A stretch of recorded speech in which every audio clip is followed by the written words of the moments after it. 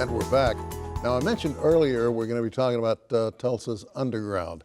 Don't get the impression from that we're talking about all the underground caves and tunnels that have been built in downtown Tulsa.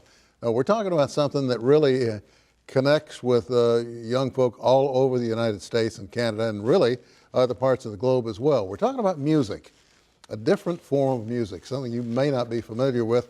Hopefully by the time we finish today, you will be. Our guests on this segment, Bryan Crain, Terry Waska, and also Dave Cantrell. The subject, Oil Capital Underground. Bryan, I'm going to start with you, if you don't mind, my friend, because you, being an employee here at Rogers State Public Television, are heavily involved in, as you can see the posters around us, the Oil Capital Underground. 20 seconds or less, what is it? It's a documentary on the punk rock scene in Tulsa from the late 70s to mid-90s. So there's 10 seconds. That's pretty much it. There you go. I got it for you. So that you understand at home what we're talking about here, the musical movement of the punk rock scene as it exists, and it's been this way since its inception, has given birth to other music forms along the way. It has changed. It has split. It's gone back together. It's done other things. Folks in jazz have picked up a lot of what's happened with the punk scene. Am I right about that? Oh, yeah. I'm sure they have. You would know more than I would. I was fortunate. I had a friend that walked me through some of the places when I first moved to Tulsa back in 79, 80, right in that area. So I got to meet some of the folks.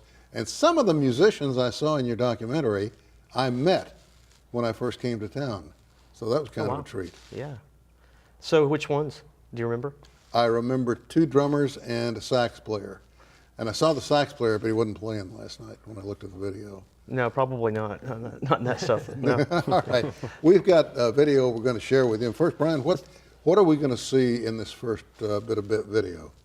It's the Blue Grotto. It's kind of where it all started for Tulsa, the main venue where it all started for the punk scene here. Let's take a look at that, Emily, if you wouldn't mind to roll the video for us. And Bryan, if you'll tell us what we're seeing. This has actually got sound on it, so we don't have to talk. Oh, we don't? Good. No. Let's see it.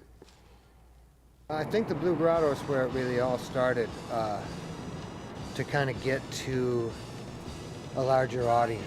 I would have to say it was very important to the scene. I mean, that was where I got my little light turned on, and it was just right down the street from where I lived, and I didn't care that I wasn't old enough to get in. The Blue Grotto was called the Blue Grotto because when you went inside the place, it was like a cave. There was these stalactites hanging down from the ceiling. Terry, were you part of the scene or were you just an observer?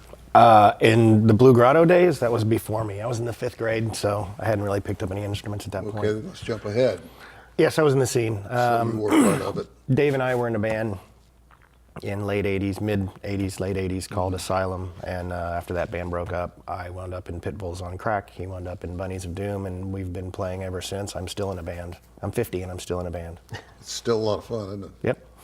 Most creative Still stuff. Not getting paid. Still not getting paid. The bands are in the dock too, of course. Still not getting paid, but at least I have a real job, so I can actually afford the gear that I never had back then. Yeah. Dave, where do the names come from? Do they just sit around and say, "Oh, there's a product on the shelf. Let's use that name"?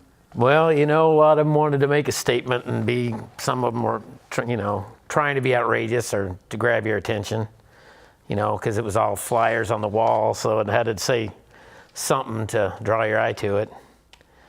So that's where you get bands like Pitbulls on Crack and Bunnies of Doom and Concept of Nonsense and None of the Above. One of the better known bands, the NOTA, I was not familiar with. That kind of caught me by surprise. Yeah, we have video of that, which we can talk over. Yeah, wouldn't you say they were the biggest one, probably, out of Tulsa? Are they on this next clip? Yeah, well, they're out of order. Bridge Climbers was next, but we can go to NOTA. So. Well, let's just keep it in order because I don't want to throw things. Well, they're on NOTA now, see? Never mind. All right, wait, there we are. Yeah, they were definitely one of the bigger bands. Mm-hmm. They were so early in the scene that when they came out, they were, the punk rock scene was small enough that any band out there touring was a name. I mean, they're actually even mentioned in American Hardcore, which is a book put out several years ago and was made into a documentary. They interacted with a lot of the better known, like California and New York bands that that everybody who knows that music knows. They actually knew them. You know, they would crash at their place and play with them at the local places and stuff. Toured with the Dead Kennedys and bands like that. One of the interesting things about the movement itself, this is pre-social media, and word got out By rather flyers. quickly. Flyers. Flyers, fanzines. Fanzine, but people would also trade tapes. I mean, our band in the mid-late 80s, we got letters from all over the world because somebody somewhere got a copy of our tape and loved this song, so they put it on a compilation and they sent it to somebody else who lived in Italy or Romania or somewhere like that. And we got letters from all over the country. We got little college stations that had maybe a heavy metal or a punk show or something like that. They would mail us their rotation lists, and our song, an unsigned band, but our song was on a heavy rotation list at some station in New York or some station in Florida or some station in California. And we don't know the trail that our song went through to wind up where it was, but it was, that's how everything was being disseminated back then. That's really intriguing. Another point on the video, if we got another one coming up, or do you want to ask me something? You look like you wanted to. No, go ahead. Okay. The point you wanted to show the Black Flag clip when it's not a clip actually of them, but when they came to town, they kind of changed the whole scene. It split new wave and punk like this when they played at Crystal Pistol. So This we've is got that. Also part of your document. Yes, yeah. It's in there.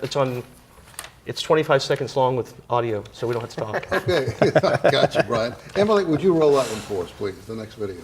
Initially, there wasn't like so much division between the two genres of new wave and punk rock, at least in my mind. It was at the point when Black Flag played at the Pistol that it became a more of a divided scene. But at the same time, I mean, I saw Black Flag every chance I got to see them, and I still considered myself kind of a new waver too.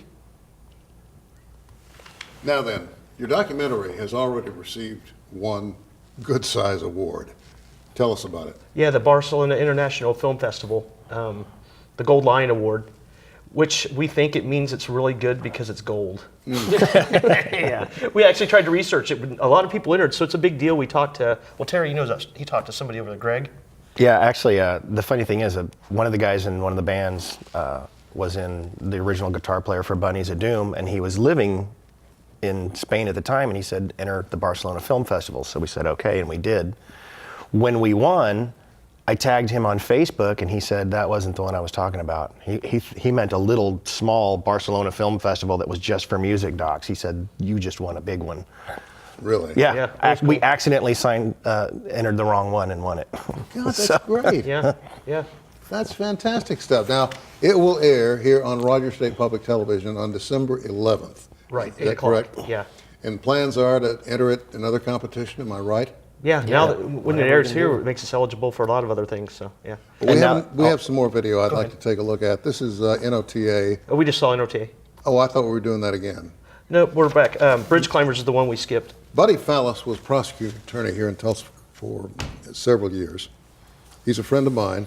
When I looked at the video last night, I thought that's his son. Am I right on that? David Yes. Fallis, yeah. It's yeah. one of his sons. He had another Pulitzer son. Prize-winning journalist. Washington Post. Yeah. Yeah, he did a lot of flyers and stuff. He was in a band No Direction back in the day. They were from Norman or Oklahoma City.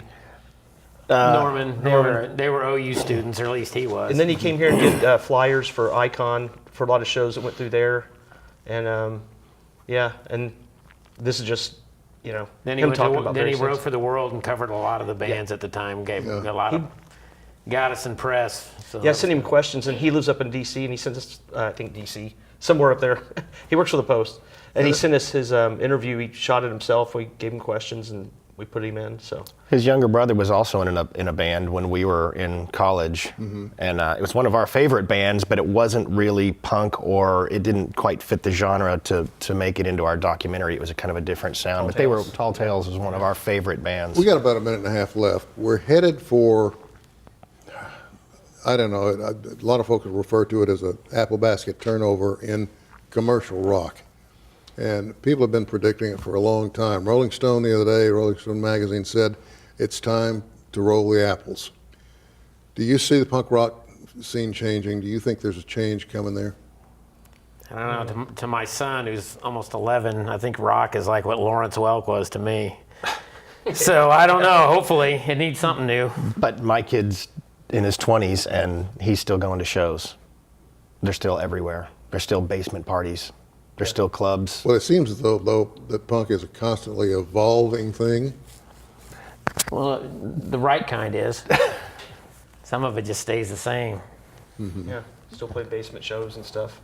It'll always evolve. Okay, December 11th. Do you have a time on that? 8 o'clock. 8 o'clock. Yep. Rogers State Public Television. Yes. Oil Capital Underground. These guys are responsible for the video all coming together, and it pretty well tells its own story. So if you get a chance, watch it, and hopefully you'll learn the same way I did when I watched it. Guys, thank you much for coming in. Thanks for Thank having you. us. Thank you, sir. Appreciate you. And they didn't talk down to me. Isn't that amazing? That's all the time we have for this edition. Thank you for joining us, and we'll see you next time.